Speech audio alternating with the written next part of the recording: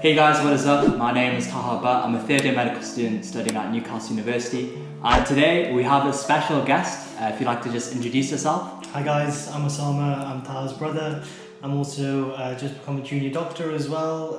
I'm an F1 currently studying in a DGH, training in a DGH in Gateshead. So today, I'll be referring to Dr. Usama as Usama Bhai because that's how I refer to him. He's my brother.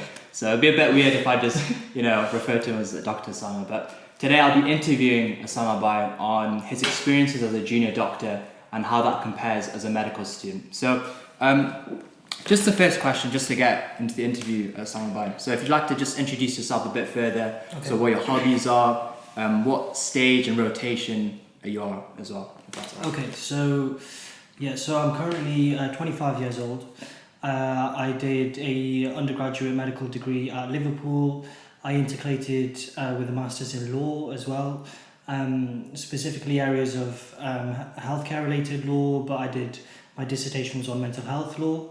Hobbies wise, I like just mainly hanging out with friends. I produce a bit of music on the side as well. I'm pretty into certain TV shows, film, and just relaxing and having a good time really. And then, so I'm now started working in Gateshead, which is just about 15 minutes from home, so it's really handy, in the Queen Elizabeth Hospital. And I just started in about August time, fresh from the interim F1 because of everything that's going on with COVID. It's been great so far.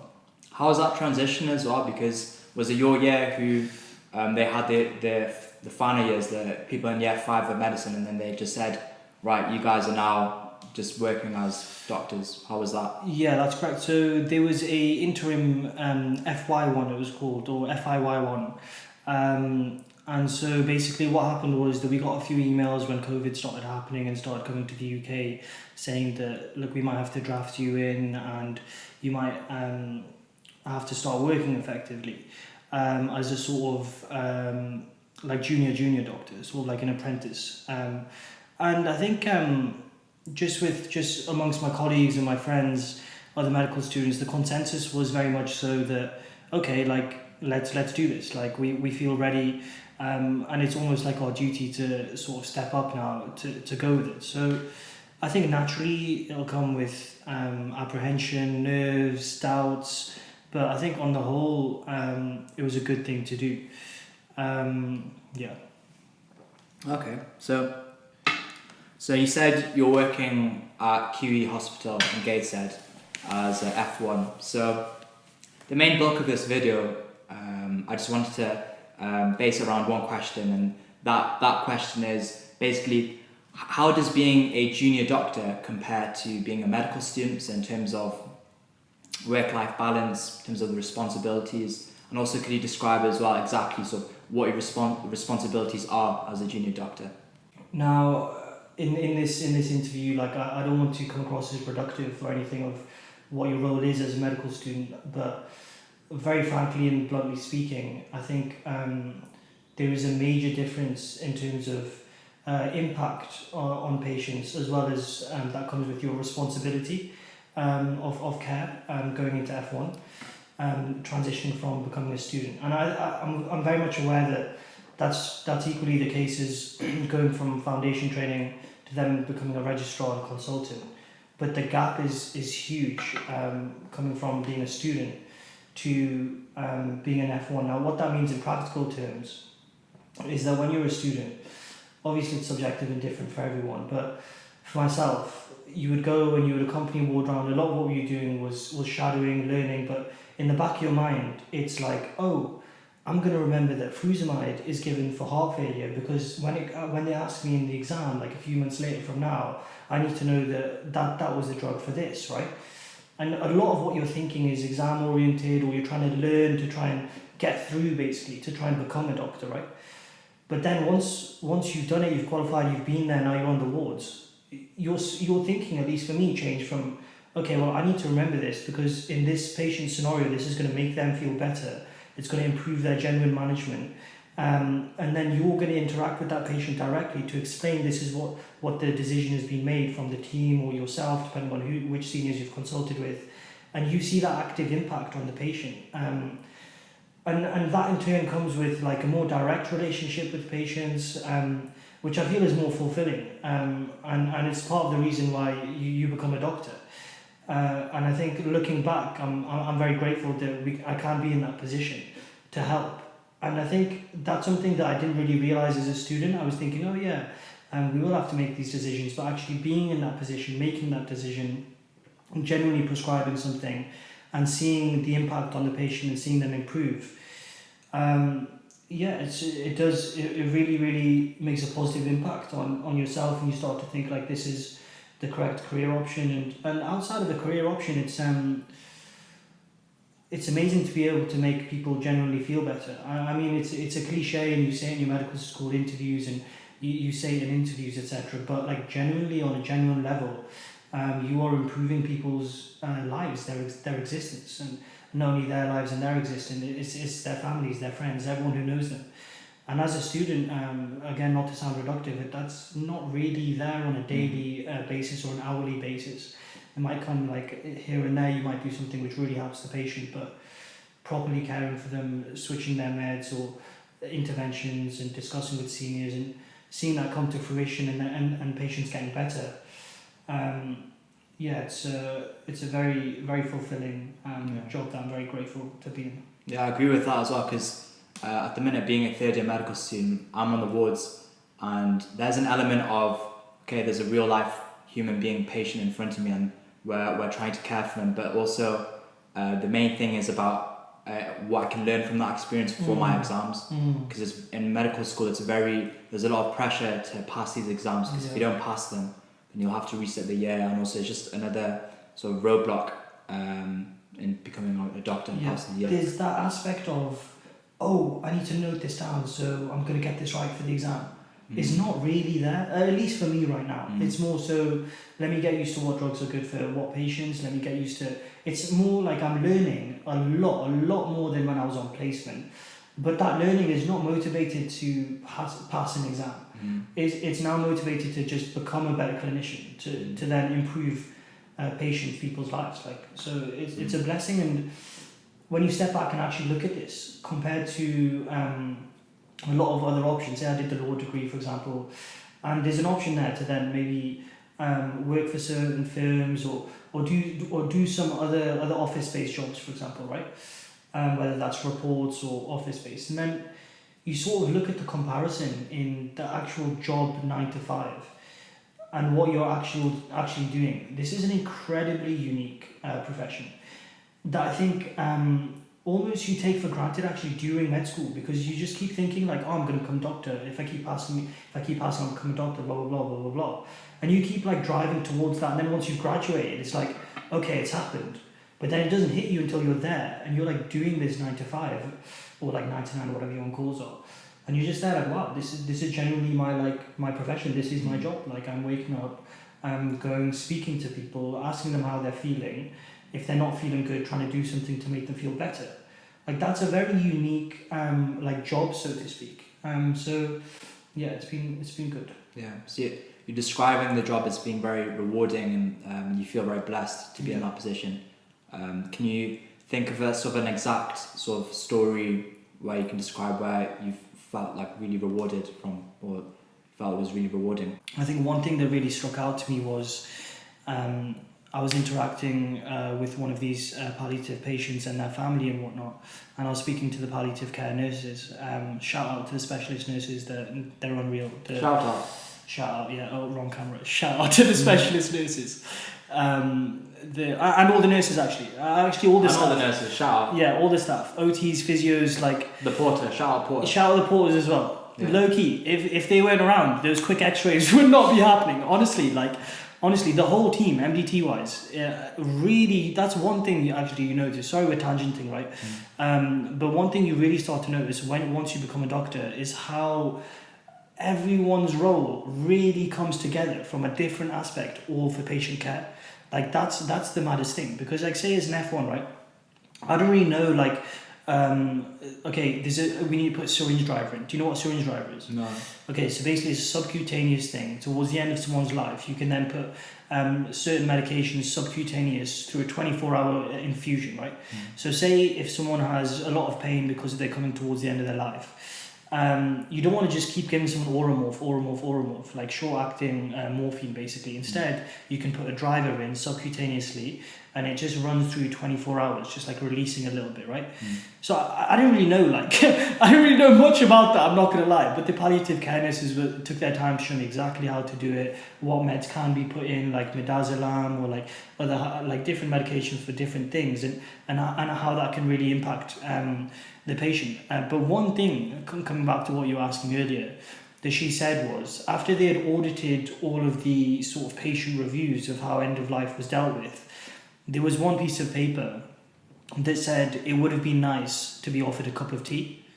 The patient and the family. The patient and the family. That was what the feedback was, and it goes to show, like, you might have done the syringe driver perfectly. You might have done all the meds perfectly. You might have even been amazing at saying this is your prognosis. It's not great. Done your classic warning shots: A, B, C, quiet room, comfortable, etc., etc. But when you really exit out of the algorithmic framework of medicine and how to do a good consultation, it's stuff like, do you want a cup of tea? Is there anything I can help you with? Like, it's stuff like that which will really, really benefit the patient or impact on the patient, or genuinely taking outside a patient context. It's someone dying.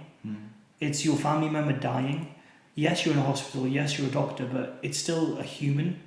So I think adopting that approach after having that interaction with that specific palliative care specialist nurse, it really started changing my relationship and dynamic with how I interact with patients and sort of what's the most rewarding for me. It switched from, oh, like, we can use magnesium in this situation because this consultant said this. It switched from that old stuff to like, okay, like, let's make this patient genuinely feel better, and let me try and organise some different care routes for them to like genuinely feel better. Like, that's what started feeling the most rewarding for me. Did you offer them a cup of tea then? Yeah, I've done that a few times. Can't lie. No, you offer every patient a cup of tea now. Loki, yeah. I think that's a good thing, man. Like, there's some good teas around as well, man.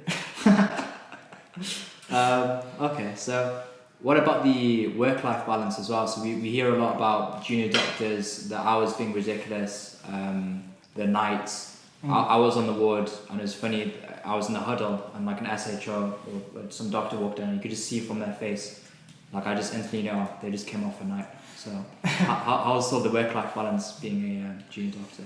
Yeah, so I think this varies depending on what your rota's like, what rotation you're on, what the staffing's like on the ward, and so there's a lot of different variables, right? But ultimately, have I been in the position where it's like 6 a.m. at night and I'm absolutely knackered and I've just smashed my third Red Bull and it's like barely hitting me? Yeah, I've been there. Like, it's called the wall. A few people have, like, I've had a conversation with a few of the juniors, like, on their first nights as well, and there's usually a wall that you hit, like, whether it's 4, 3, 6.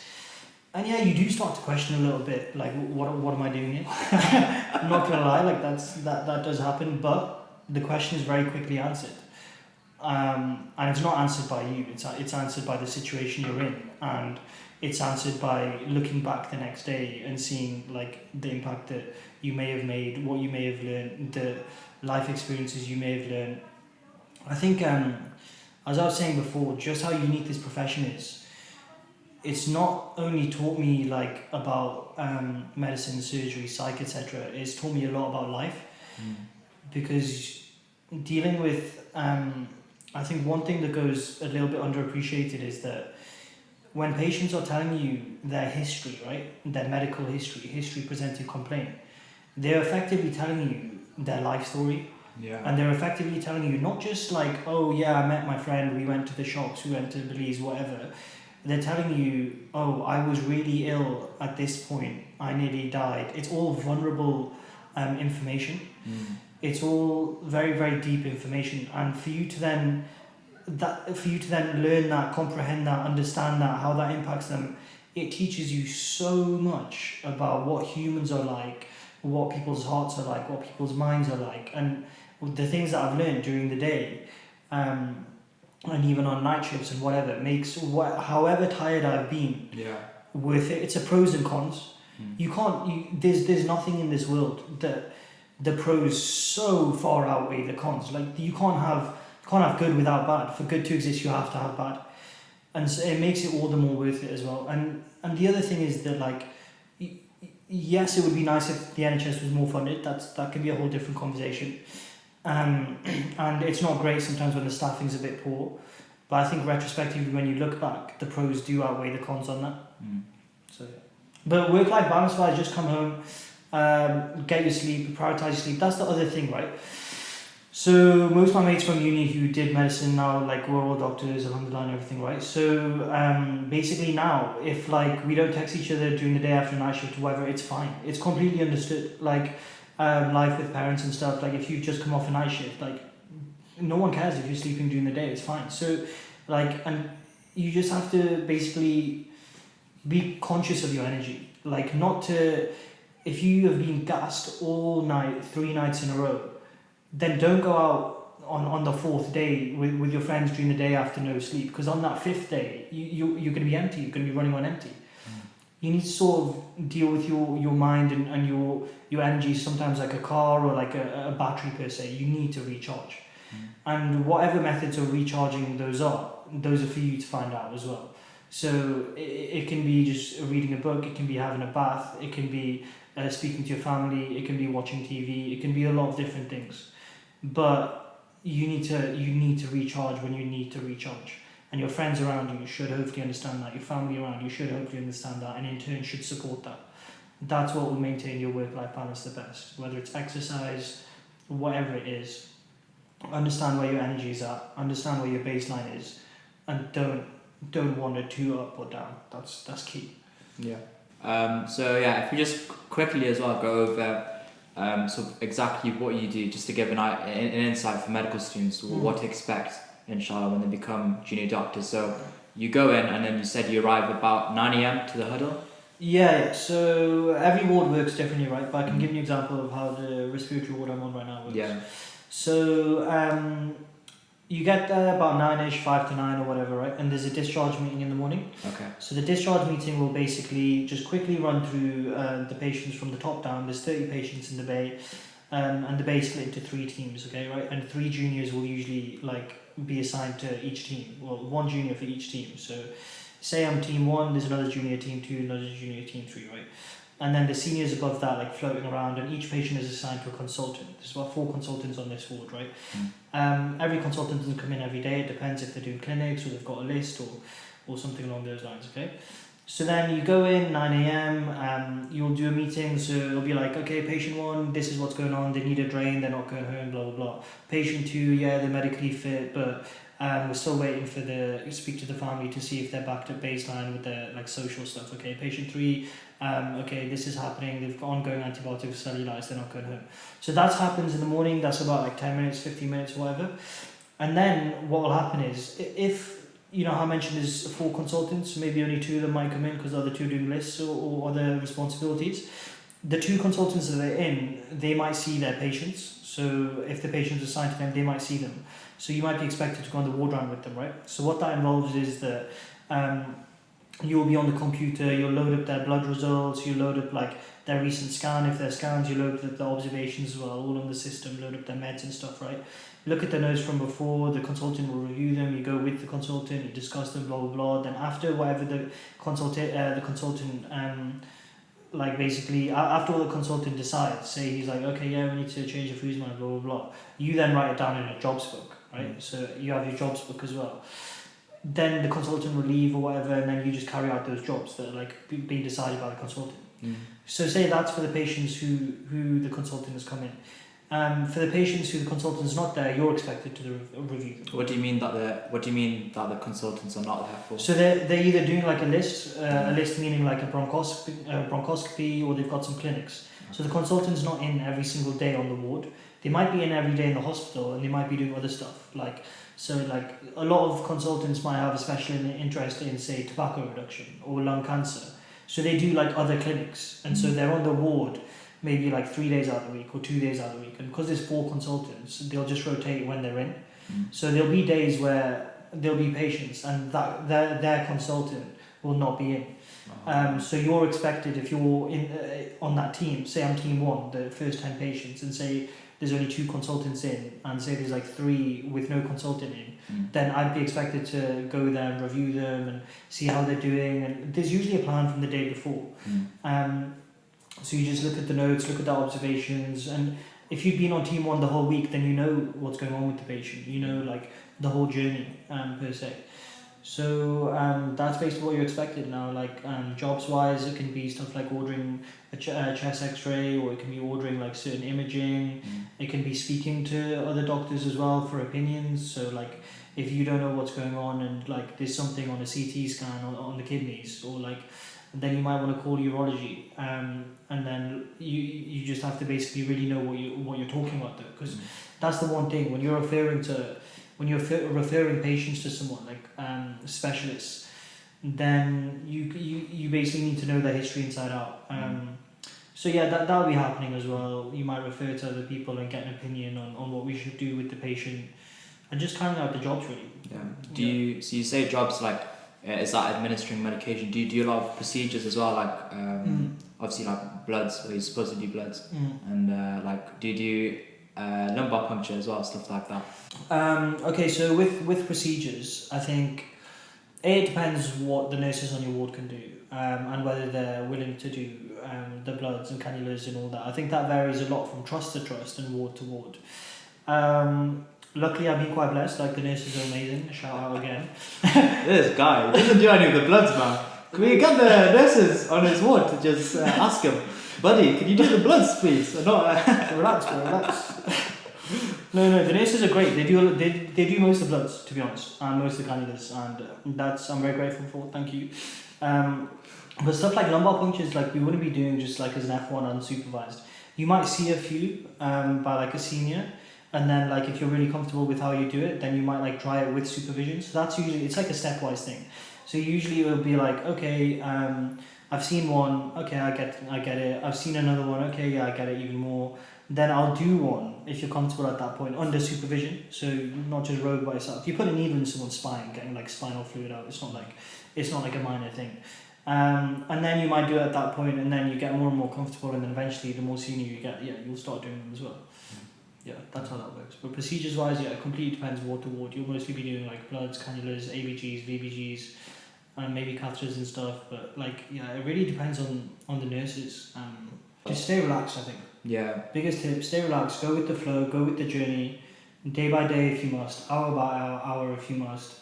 Sleep, regen, talk to your family, friends, and really be wary of where you are, and just trust the process as well.